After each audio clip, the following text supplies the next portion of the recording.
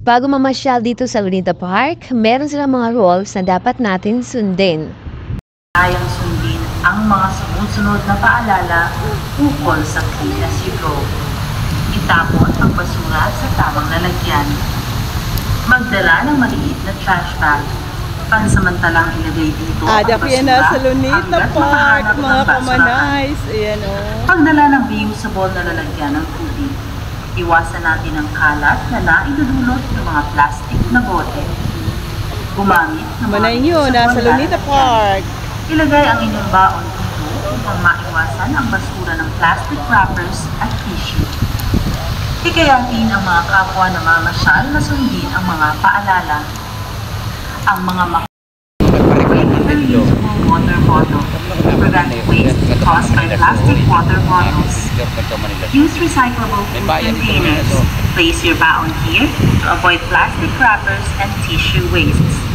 Encourage your fellow visitors to do the same. Individuals caught violating the following rules will be fined and punished accordingly. Avoid littering. Cigarette smoking and or vaping is strictly prohibited. Avoid vandalizing park properties and facilities. Avoid spitting or throwing of chewing gum on the ground. Bringing and consuming alcoholic beverages are strictly prohibited. Avoid using foil or tarpaulin or any form of plastic as blanket during your picnics. Instead, use cloth. Beware of your personal belongings and children. In case of loss, report to the nearest security personnel immediately.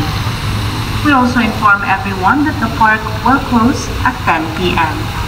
Thank you and enjoy your visit at the park. Dumating nga kami ng mga alas 3 ng hapon dito at hindi pa gaano maraming tao. Alam niyo ba na napakaganda talaga ng pasyalan dito sa Lunita dahil nga libre lang ang entrance fee at makikita niyo pa ang napakagandang musical dancing fountain at nagsimula nga ito ng alas 5 ng hapon. Of course, it features music synchronized with dancing fountain that create a mesmerizing display of lights and water. Napakaganda talaga dito sa Rizal Park, also known as Lunita Park. Is a historical urban park in Manila and a popular gathering spot for locals and tourists alike. Dedicated to the Philippines national hero, Dr. Jose Rizal.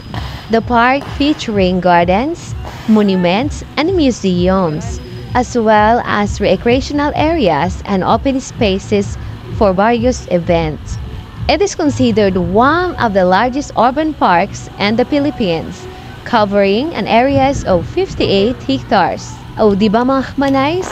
Ang ganda talaga dito pumasyal at saka kung gusto niyo magmuni-muni, gusto niyo mag-relax at saka marami kayong mga problema, ay nako po, dito na lang kayo mamasyal at ma-relax talaga kayo.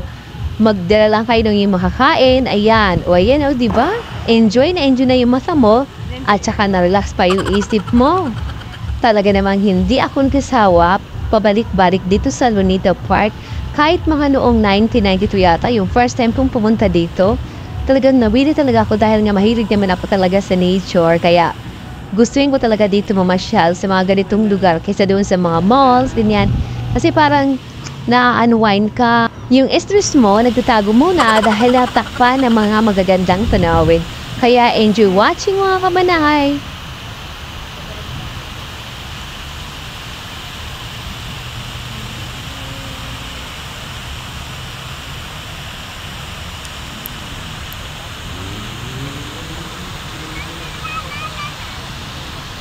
O ayan, nag-enjoy talaga ako at oras na ng aming uwian.